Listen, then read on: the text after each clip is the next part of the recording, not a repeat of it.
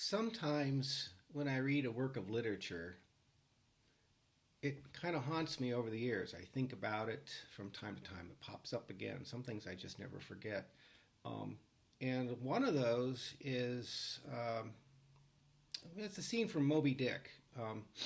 I have to confess that there are huge chunks of chapters that I just kind of skipped over when I read Moby Dick, especially that rather lengthy cataloging of whales that he does. It's interesting, but I was wanting to get on with the story, so I kind of skipped it. I understand that it's kind of important to the novel to have a sense of what sailors go through, what whalers go through anyway, and their interest in whales.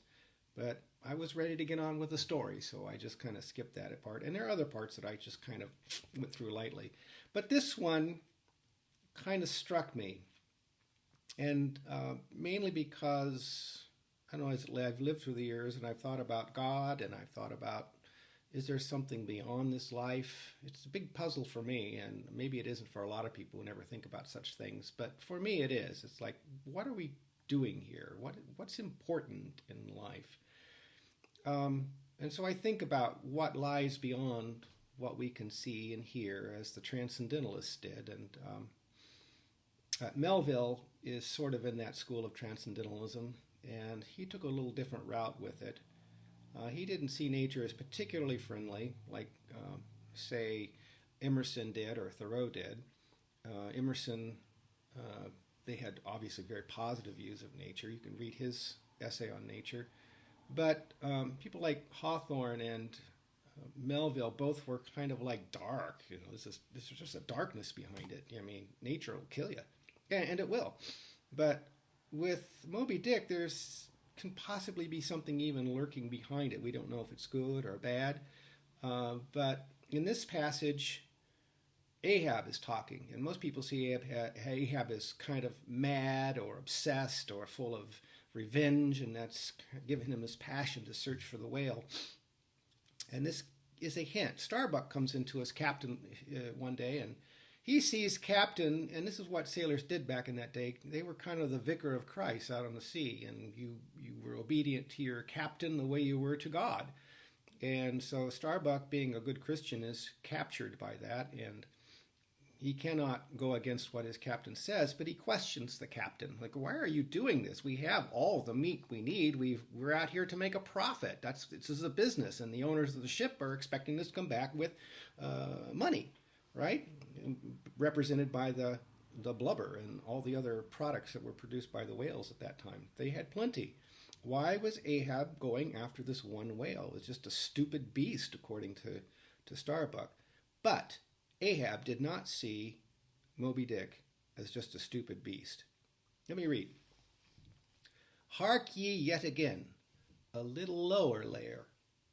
All visible objects, man, are but as pasteboard masks.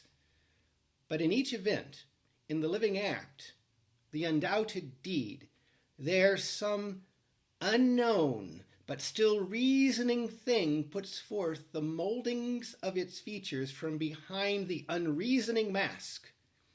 If man will strike through the mask. How can the prisoner reach outside except by thrusting through the wall? To me, the white whale is that wall, shoved near to me. Sometimes I think there's not beyond. But 'tis enough. He tasks me. He heaps me.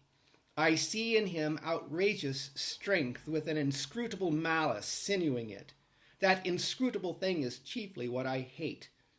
And be the white whale agent, or be the white whale principal, I will wreak that hate upon him. Not talk to me of blasphemy, man.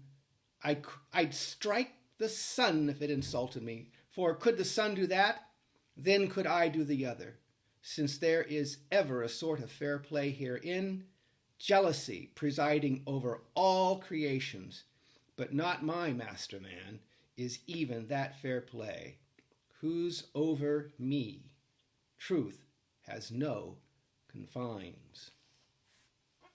So, His task is to go after the whale, which he sees as an evil thing. You see it as just a whale, it's just a beast.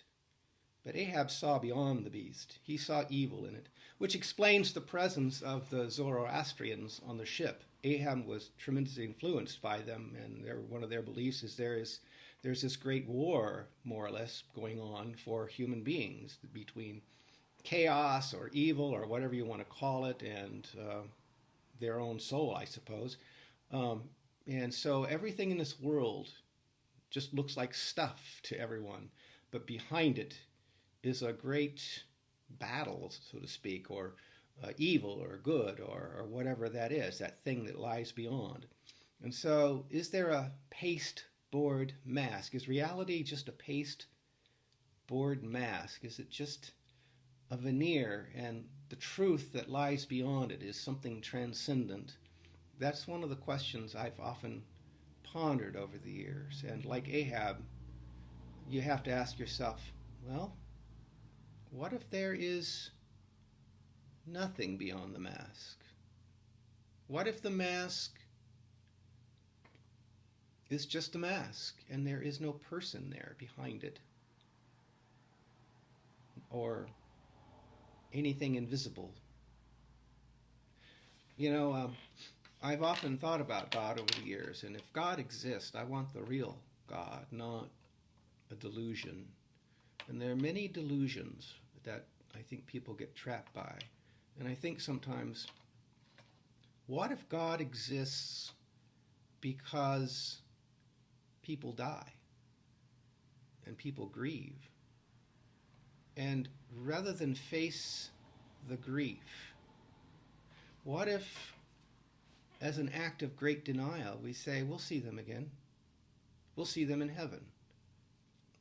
You know, there's a God and there's a heaven. There must be, because, you know, they existed, and can we just say they no longer exist? They must go somewhere. And because we cannot let them go, because we cannot deal with that deep loss that they just simply aren't there anymore, it's easier to believe that they go somewhere, that we will see them again. It's a delusion. And there are many other delusions, like, you know, the desperation of living. You know, people go through such hard times and would like to believe that it's all for something, that maybe down the road, you know, they will inherit something for all their pain in life, that eventually that pain will be gone and there will be a good life. There will be holy mansions and streets of gold and pearly gates and material gain. But I kind of think, you know, that also is a denial, a delusion. And if God is real, the thing to want isn't people we've lost. And it isn't peace in another life somewhere in the future. You know, it would have to be that you want God because you want God. And what is God? And why would I believe in a God? You know, is there any evidence for it? There is no physical, scientific evidence, and never will be. You know, all these are questions I have to ask. And to not think about them or not ask about them kind of allows you to live in the illusion. And you have to find the real thing. At least that's kind of where I am. So are all objects then pasteboard masks? And if we strike through them, you know, will we find something? Better not to strike through them. Better to believe there's something beyond them. And yet Ahab is committed to truth. You know, he wants to know the truth. And if you want to know the truth, you have to strike through the mask, whether you find anything or not. And on that level, I would agree with the madness of Ahab. Is there anything beyond that mask? I think there is. I think when I talk about love, I hope that's not just built-in biology based on years of evolution. and bonding, and you can break it down into chemical things that happen that cause us to bond with people. And yet I think it's more than that. And where does my personhood reside?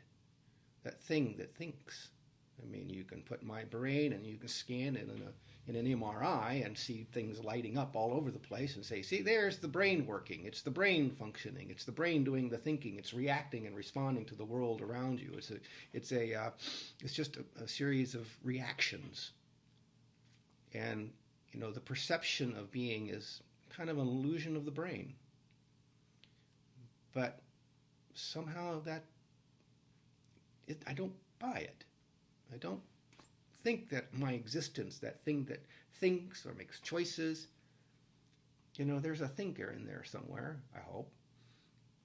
And I think that something does exist, and if it does exist beyond the brain and interacts with the brain, making the brain a tool for the person that wants to do the thinking, then maybe there's something more. I don't know. But right now I think, that if something is of the spirit, you'll never see it. And so there must be some way to jump in there. The belief in God is kind of a choice. I choose to believe it. There's no evidence, other than I love, I think, I interact with the world around me. There seems to be a desire for purpose. And yet, there's no proof. So, just a reflection on Moby Dick. And I think I am committed like Moby Dick, like not Moby Dick, but like Ahab, to want to strike through that mask, to ask the questions, to wonder, to ponder.